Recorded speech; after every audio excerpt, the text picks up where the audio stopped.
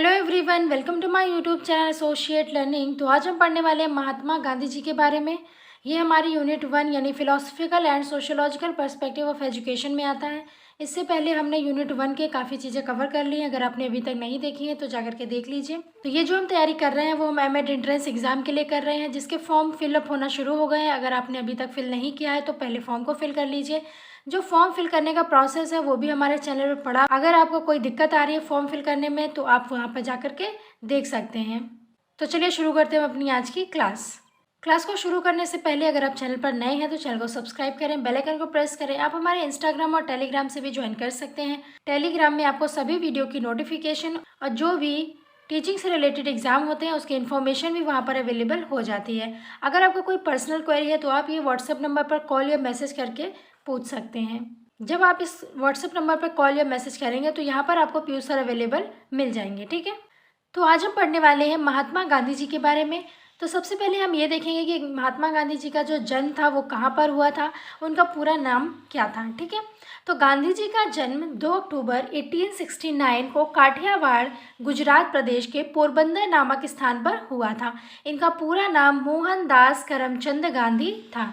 तो ये इम्पोर्टेंट है हमारे लिए कि उनका जो जन्म था वो कहाँ पर हुआ था और उनका जो पूरा नाम था वो क्या था, ठीक है। गांधी जी की प्राथमिक शिक्षा जो उन्होंने प्राइमरी एजुकेशन ली थी वो कहाँ से ली थी? काठियावाड़ से, जहाँ उनका जन्म हुआ था। तत्पश्चात अल्फ्रेड हाई स्कूल राजकोट से इन्होंने हाई स्कूल की परीक्षा उत्तीर्ण की। उनकी जो प्राइमरी एजुकेशन थी वो काठियावाड़ से थी, मगर जो हाई स्कूल की उनकी शिक्षा थी वो उन्होंने अल्फ्रेड राजकोट से ली थी, हाई स्कूल की, और वहाँ से उन्होंने क्या किया? हाई स्कूल उत्तीर्ण किया। मैट्रिक के बाद आगे की शिक्षा भावनगर के सामल दास कॉलेज से पूरी की। जो उन्होंने मैट्रिक की अपनी परीक्षा या शिक्षा प्राप्त की थी वो कहाँ से की थी? सामल दास कॉलेज से। गांधी जी की आत्मकथा के अनुसार ये पढ़ाई लिखाई में औसत थे। गांधी जी की जो आत्मकथा है उसके अनुसार ये पता चलता है कि जो गांधी जी थे वो एवरेज स्टूडेंट थे, ज़्यादा ब्रिलियंट स्टूडेंट नहीं थे, ठीक है। 13 वर्ष की अल्प आयु में उनका विवाह कस्तूरबा गांधी जी से हो गया। तो जो गांधी जी थे उनका जो विवाह हुआ वो 13 वर्ष की अल्प आयु में हो गया था, क्योंकि पहले जो लोग थे उनका विवाह जल्दी हुआ करते थे। उसी हिसाब से महात्मा गांधी जी का भी जो विवाह था वो 13 वर्ष की आयु में ही हो गया था। और उनकी जो पत्नी थी, उनकी जो वाइफ थी, उनका नाम था कस्तूरबा गांधी, ठीक है। ये सभी पॉइंट आपके लिए इम्पॉर्टेंट हैं, आप इनको एक जगह नोट कर लीजिएगा। बहुत लोगों को ये सारे पॉइंट पता भी होंगे, मगर फिर भी आपका एग्ज़ाम है तो कोई भी रिस्क ना लेते हुए आप सभी पॉइंट को एक बार नोट करके एक बार उनको रिवाइज कर लीजिएगा, ठीक है। नेक्स्ट पॉइंट है, गांधी जी ने 10 जून सन 1891 ईस्वी में इंग्लैंड से वकालत की परीक्षा पास की। तो उन्होंने मैट्रिक कहाँ से की थी? उन्होंने मैट्रिक की थी भावनगर से। और जो गांधी जी थे उन्होंने लॉ की पढ़ाई की थी, कहाँ से की थी? इंग्लैंड से की थी। अप्रैल सन 1893 ईस्वी को गांधी जी कानूनी सलाहकार के रूप में दक्षिण अफ्रीका गए। अप्रैल 1893 में जो गांधी जी थे वो एक सलाहकार के रूप में कहाँ गए थे? दक्षिण अफ्रीका। ये आपको पता होना चाहिए वो किस सन में कहाँ गए थे। अफ्रीका से वापस आने पर गांधी जी ने विदेश शासन का विरोध करते हुए स्वतंत्रता संग्राम में सक्रिय रूप से भाग लिया। तो जो गांधी जी थे उन्होंने जो स्वतंत्रता संग्राम हुआ उसमें बहुत बढ़ चढ़कर हिस्सा लिया, ठीक है। सन 1942 ईस्वी में स्वतंत्रता आंदोलन ने फिर जोर पकड़ा, जिससे परिणाम स्वरूप गांधी जी को जेल जाना पड़ा। गांधी जी कई बार जेल भी गए इस स्वतंत्रता संग्राम के चलते। इससे स्वतंत्रता की आग और भड़क गई, जिससे विवश होकर अंग्रेजों ने 15 अगस्त 1947 ईस्वी को भारत छोड़ दिया। तो जो हमारा देश था वो कब आज़ाद हुआ था? 15 अगस्त 1947 को, ठीक है। 30 जनवरी सन 1948 ईस्वी को नाथूराम गोडसे नामक नौजवान ने गांधी जी की गोली मारकर हत्या कर दी। इम्पॉर्टेंट है कि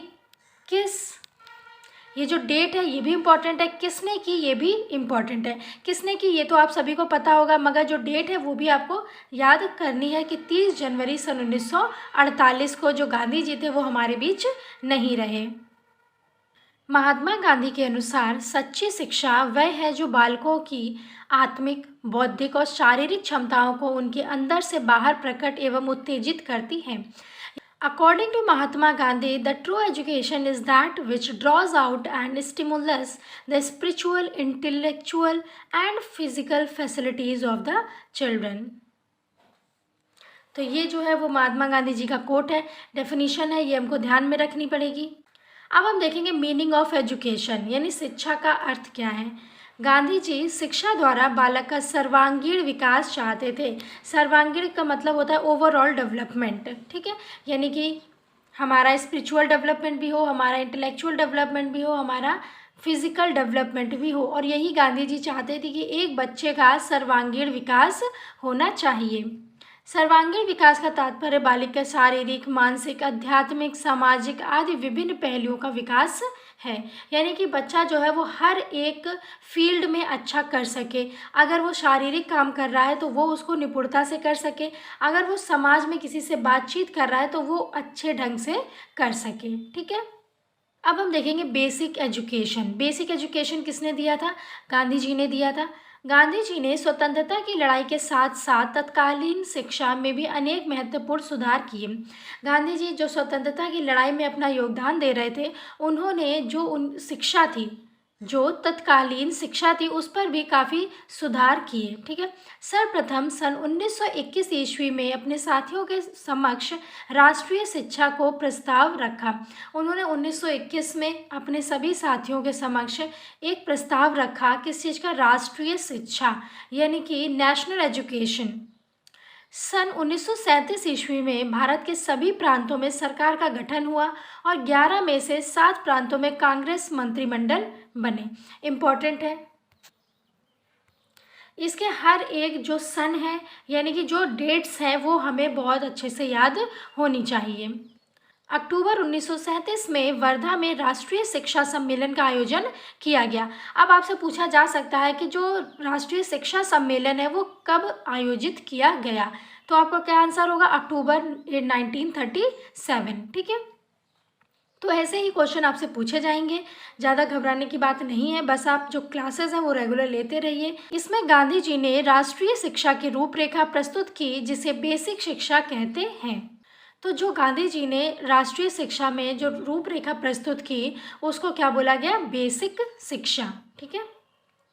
देखिए, हो सकता है कि जो हमारा सिलेबस है उसको कवर करने में थोड़ा टाइम लगे, तो जो स्टूडेंट सिलेबस को जल्दी कवर करना चाहते हैं, एमएड के एंट्रेंस के सिलेबस को, तो वो हमारी पिछली जो वीडियोस हैं जो हम लोगों ने पिछले साल बनाई हुई थी, तो वो अभी आप प्रिफर कर सकते हैं, ठीक है।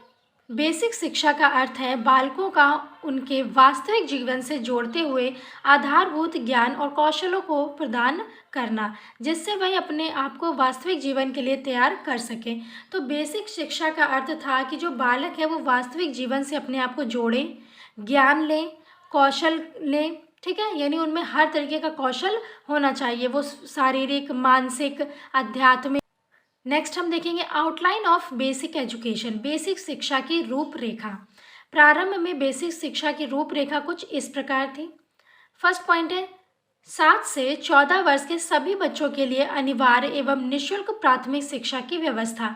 तो गांधी जी ने बोला कि जो 7 से लेकर के 14 वर्ष के बच्चे हैं उनको जो शिक्षा मिलनी चाहिए, क्योंकि उनको जो शिक्षा मिलेगी वो प्राथमिक शिक्षा होगी, वो अनिवार्य होनी चाहिए और कैसी होनी चाहिए? निःशुल्क होनी चाहिए, ठीक है, compulsory and free of cost. तो गांधी जी ने बोला कि सभी बच्चों को, हमारे देश के सभी बच्चों को, 7 से 14 वर्ष के सभी बच्चों को अनिवार्य और निःशुल्क शिक्षा मिलनी चाहिए, क्योंकि अगर निःशुल्क नहीं होगी तो जो गरीब बच्चे हैं वो शिक्षा प्राप्त नहीं कर पाएंगे। नेक्स्ट पॉइंट है शिक्षा का माध्यम मातृभाषा, संपूर्ण शिक्षा शिल्प अथवा उद्योग पर आधारित। गांधी जी ने बोला कि जो शिक्षा होगी उसका जो माध्यम होगा वो क्या होगा? मातृभाषा।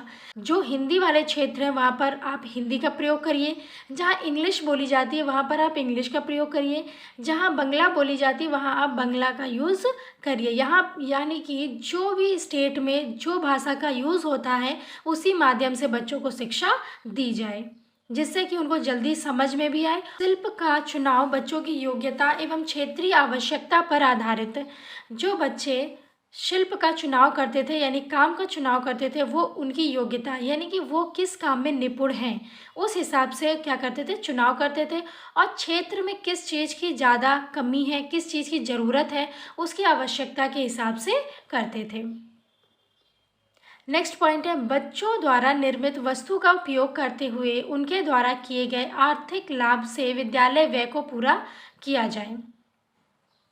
उन्होंने बोला कि जो बच्चे ये जो शिल्प काम कर रहे हैं उससे जो भी चीज़ें निर्मित हो रही हैं, ठीक है, उनका जो आर्थिक लाभ होगा वो विद्यालय में व्यय किया जाएगा। ठीक है, तो ये सभी पॉइंट इंपॉर्टेंट है आपके लिए, और सबसे जो इम्पोर्टेंट पॉइंट है वो फर्स्ट पॉइंट और सेकेंड पॉइंट हो जाता है हमारे लिए। नेक्स्ट पॉइंट है, शिल्पों की शिक्षा बच्चों के जीविकोपार्जन के अनुसार हो, यानी कि जो शिक्षा दी जा रही है बच्चों को, शिल्प की शिक्षा, वो ऐसी हो कि बच्चे उससे अपना जीवन यापन भी कर सकें। नेक्स्ट पॉइंट है, शिल्पों की शिक्षा में आर्थिक महत्व के साथ साथ सामाजिक एवं वैज्ञानिक महत्व को भी स्थान दिया जाए। ठीक है, आई होप आपको समझ में आ रहा होगा। अगर आपको समझ में आ रहा है तो वीडियो को लाइक करें, शेयर करें और कमेंट ज़रूर किया करें, जिससे हमें भी मोटिवेशन मिलेगा और हम आपके लिए और बेहतर कर सकेंगे। नेक्स्ट हम देखेंगे importance of basic education, basic शिक्षा का महत्व। इसकी महत्ता को निम्नवत बिंदुओं में व्यक्त किया गया है। सबसे पहला जो बिंदु है हमारा वो है, वर्धा शिक्षा योजना को राष्ट्रीय शिक्षा का पहला ब्लूप्रिंट कहा जा सकता है। यानी कि जो वर्धा एजुकेशन है उसको राष्ट्रीय शिक्षा का पहला ब्लूप्रिंट कहा गया है। इम्पॉर्टेंट है, याद रखिएगा। जो व्यवसाय परक और मूल्य आधारित शिक्षा को बढ़ावा देती है, यानी कि व्यवसाय को बढ़ावा देती है कि जो बच्चे शिक्षा ले रहे हैं, शिल्प का काम कर रहे हैं, वो उनको उसके अकॉर्डिंग दी जाए कि वो अपना जीवन यापन भी कर सकें, अपना जीविकोपार्जन भी कर सकें। ठीक है, नेक्स्ट पॉइंट है, ये व्यवहारिक अनुभव और गतिविधि आधारित योजना है जो छात्रों में कौशलों का निर्माण करती है। नेक्स्ट पॉइंट है, बेसिक शिक्षा योजना स्कूल और समुदाय के बीच एकीकरण की परिकल्पना पर आधारित है। नेक्स्ट पॉइंट है, गांधी जी की यह योजना बेसिक शिक्षा के लिए एक स्वदेशी योजना के विकास में पहला प्रयास थी। तो जो गांधी जी की जो बेसिक शिक्षा थी वो स्वदेशी योजना के विकास में पहला प्रयास थी। ठीक है, इसमें सबसे इम्पोर्टेंट हमारे लिए हो जाता है ये फर्स्ट पॉइंट, इम्पॉर्टेंट है, याद रखिएगा। तो आज के लिए इतना ही रखते हैं। अगर आपको वीडियो पसंद आई हो तो वीडियो को लाइक करें, शेयर करें, सब्सक्राइब करें। स्टे कनेक्टेड, मिलते हैं नेक्स्ट लेक्चर में, तब तक के लिए थैंक यू।